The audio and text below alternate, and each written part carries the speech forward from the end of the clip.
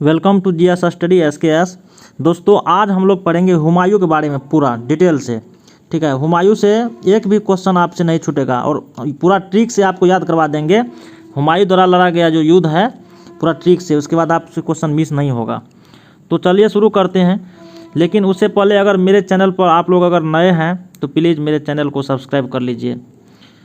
देखिए हुमायूं के बारे में शुरू करते हैं। देखिए हुमायूं का जो शासनकाल है ना 1530 ईस्वी से लेकर के 1556 ईस्वी तक रहा है।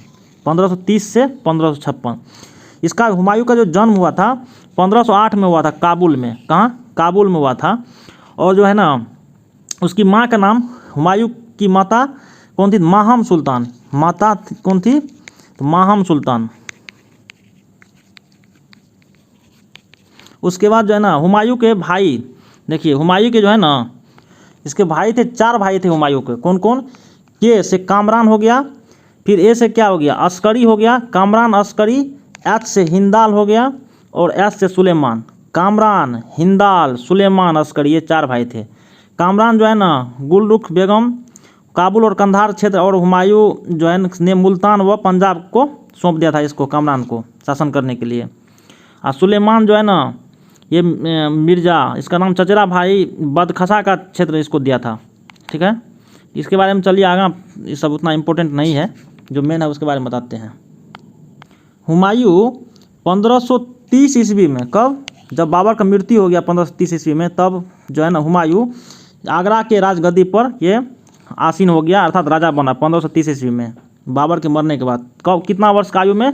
तो 23 वर्ष की अवस्था में। 23 वर्ष की अवस्था में बना था ये। और जो है ना ये हुमायूं जो है ना सप्ताह में 7 दिन होता है ना, तो 7 दिन में 7 रंग का वस्त्र ये पहनते थे। ये ज्योतिष में विश्वास रखते थे, 7 रंग का वस्त्र धारण करते थे। कौन? हुमायूं ज्योतिष में विश्वास रखते थे। अब जो है हुमायूं द्वारा लड़े गए युद्ध का ट्रिक से देख लेते हैं। ये एग्जाम में बार बार पूछा जाता है, तो इसको हम ट्रिक से देख लेते हैं। देखिए इसका ट्रिक है कि का दोबचो बी मच्छी सर। ठीक है, का दोबचो बी मच्छी सर, का दोबचो बी मच्छी सर। का से 1531 से शुरू करेंगे, सब 15 ईस्वी में है, तो 1531। दोबचो दो से क्या हो गया? 1532। ब से 1535। चो 39, बी 40, मच्छी 55 और सर 55। अर्थात डेट छोड़ दीजिए, याद रखिए का दोबचो बी मच्छी सर। का से क्या हो गया? कालिंजर पर आक्रमण, या देवरा का युद्ध 1531 में हुआ था। क्वेश्चन पूछता है देवरा का युद्ध कब हुआ था? 1531 में। और का से कालिंजर पर आक्रमण भी 1531 में हुआ था। ये क्या हुआ ना, जब ये कालिंजर पर आक्रमण किया था हुमायूं, तो कालिंजर के शासक कौन थे वहाँ का? तो प्रताप रुद्र देव। ठीक है, प्रताप रुद्र देव था कालिंजर का शासक, लेकिन वह क्या हो गया? असफल हो गया हुमायूं, उसको नहीं जीत पाया आक्रमण करके। और देवरा का युद्ध भी 1531 में हुआ था हुमायूं।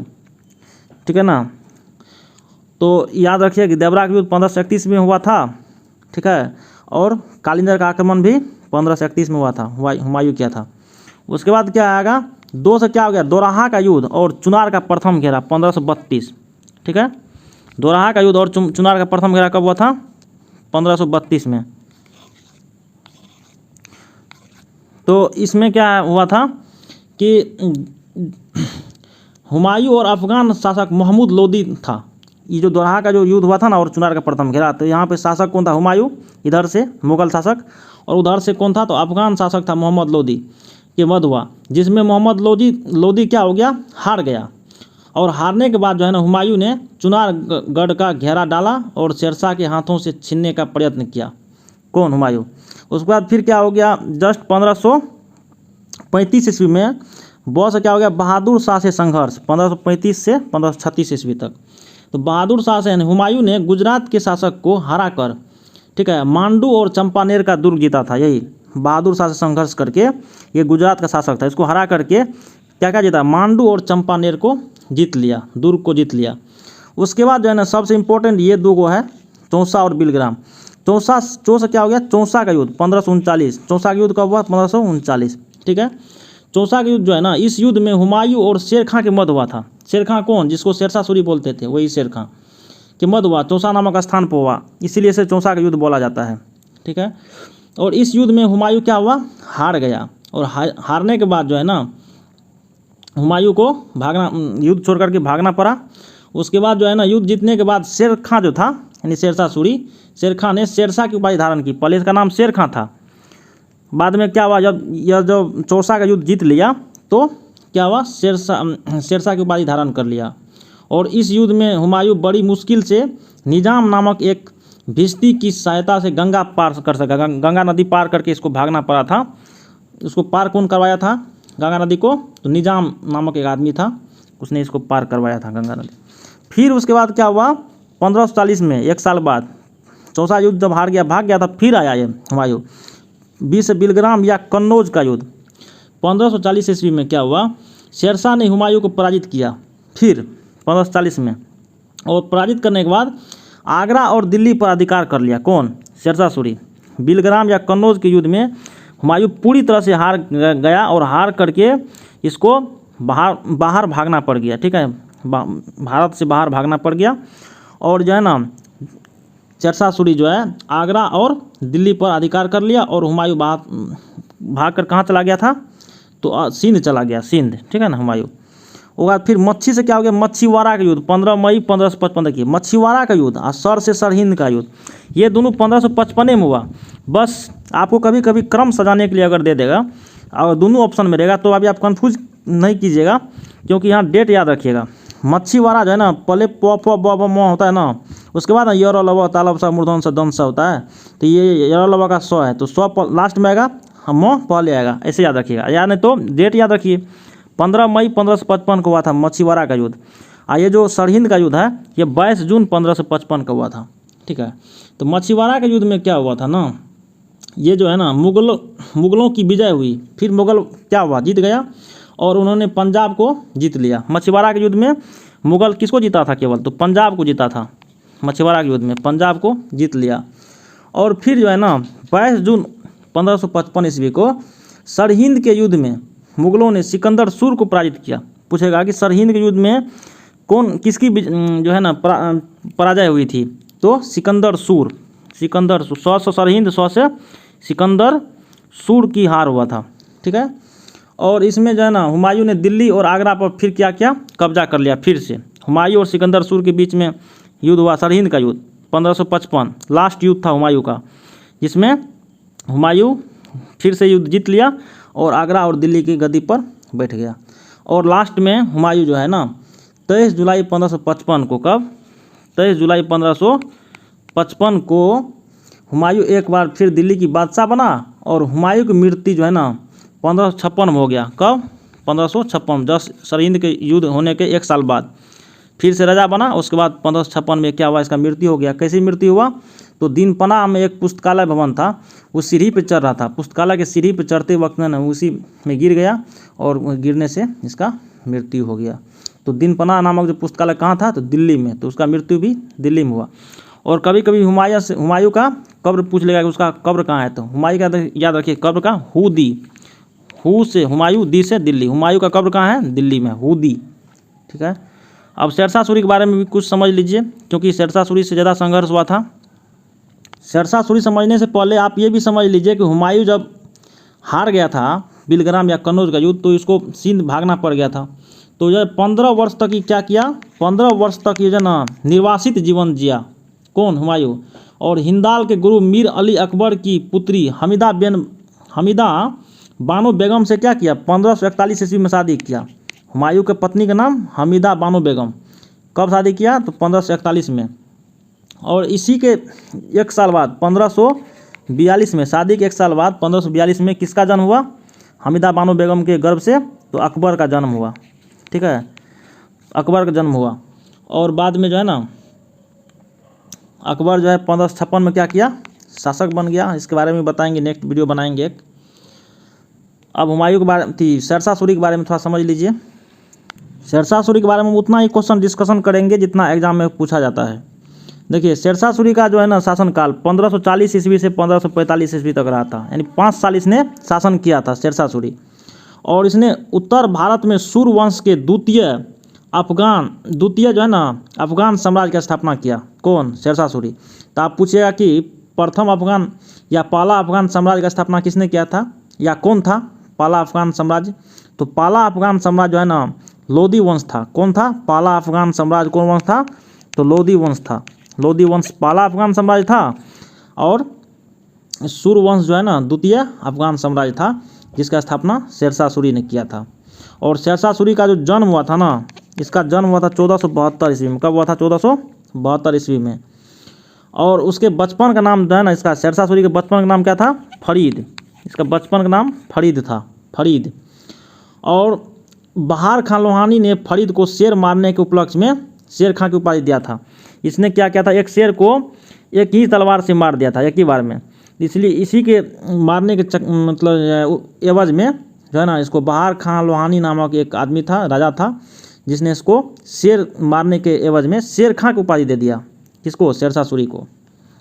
अब शेर खां ने हजरत आला की उपाधि ग्रहण किया। क्वेश्चन ये पूछेगा कि हजरत आला की उपाधि किसने ग्रहण किया था?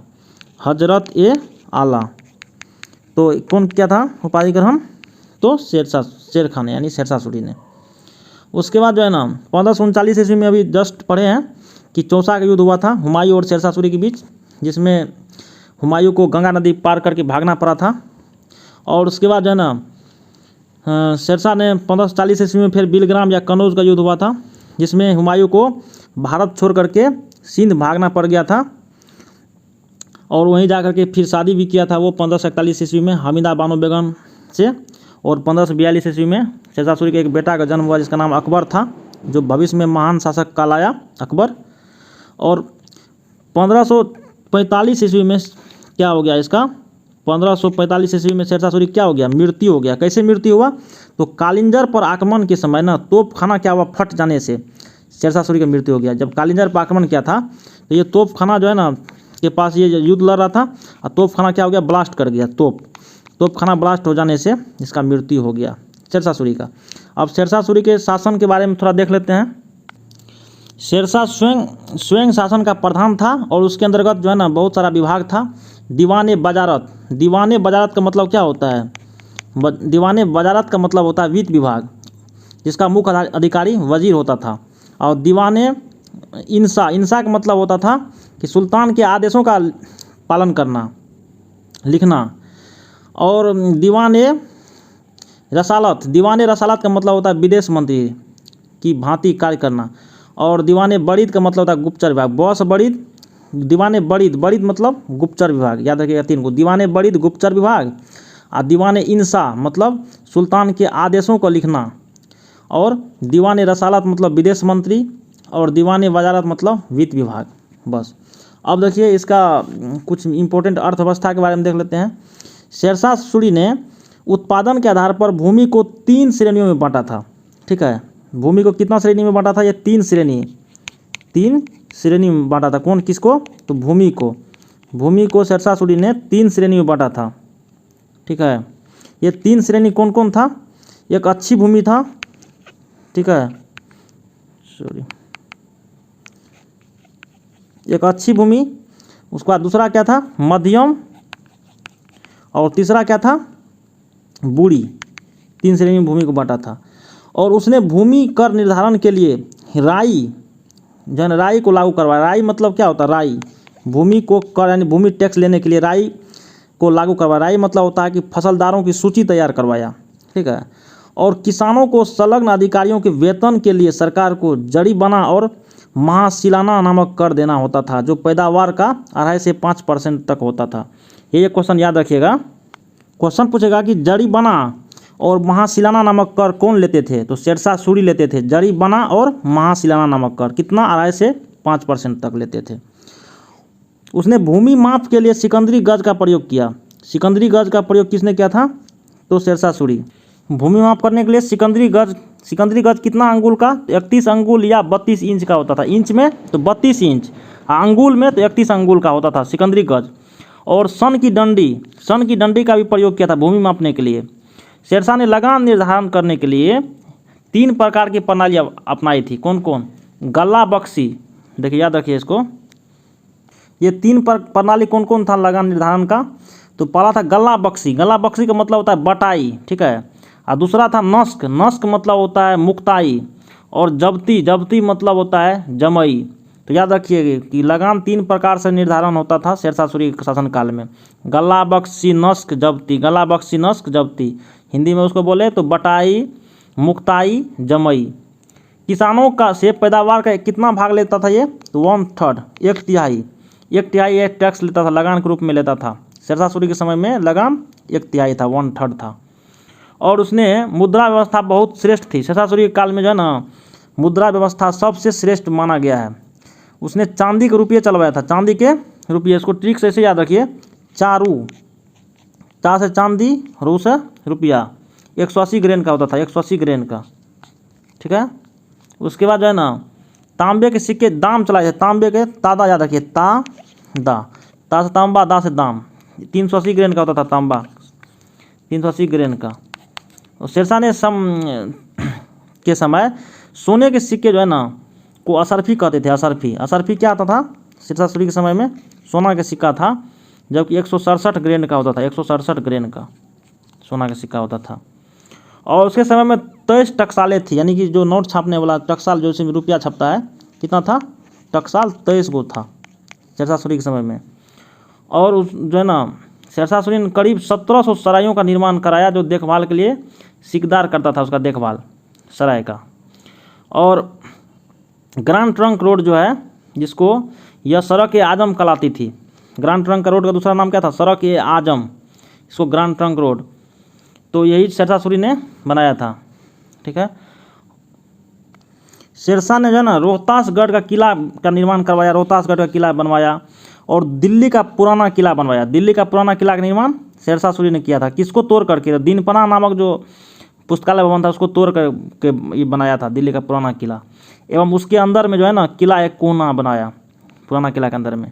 और सासाराम बिहार में स्वयं का मकबरा का निर्माण कराया था। कौन, सासाराम में। पूछेगा कि कौन ऐसा शासक था जो स्वयं का अपना मकबरा बनाया था, तो शेरशाह सूरी। कहाँ, तो सासाराम में। और जो है इसने शेरसूर नगर बसाया। कौन, शेरसूर नगर बसाया। और पटना, पाटलिपुत्र का नाम बदल कर क्या किया, पटना किया। तो यही क्वेश्चन पूछता है, पटना किसने बनाया था, तो शेरशाह सूरी ने बनाया था। यानी पाटली, इसका नाम पहले क्या था, पाटलिपुत्र, पाटलिपुत्र को पटना बनाया, पटना नाम चेंज किया। और मलिक मोहम्मद जैसी शेरशाह सूरी के समय में रहते थे। कौन, मलिक मोहम्मद जैसी, जो पद्मावत का रचना किया है ना मलिक मोहम्मद जैसी, यह शेरशाह सूरी के समय में ही रहते थे। और हसन अली खां, जिसने तवारीख ए दौलत शाही शेरशाही लिखा था, ये भी इसी के समय में रहते थे। तो दोस्तों ये हुमायूं और शेरशाह सूरी के बारे में हम लोग पूरा पढ़ लिए हैं। अब नेक्स्ट बनाएंगे वीडियो, तो उसमें बाबर अकबर के बारे में बताएंगे।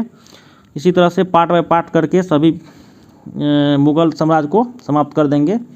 और अच्छा जो भी क्वेश्चन है शॉर्ट वीडियो में भी बना करके हम, जो अच्छा ट्रिक होगा, जो एग्ज़ाम में बार बार पूछता है क्वेश्चन, वो भी हम लाएंगे। तो आप लोग मेरे चैनल पर हमेशा बने रहिए और वीडियो को लाइक कर दीजिएगा, दोस्तों के साथ शेयर भी कर दीजिएगा। और प्लीज़ अगर नए हैं तो सब्सक्राइब भी कर लीजिए चैनल को। Thank you.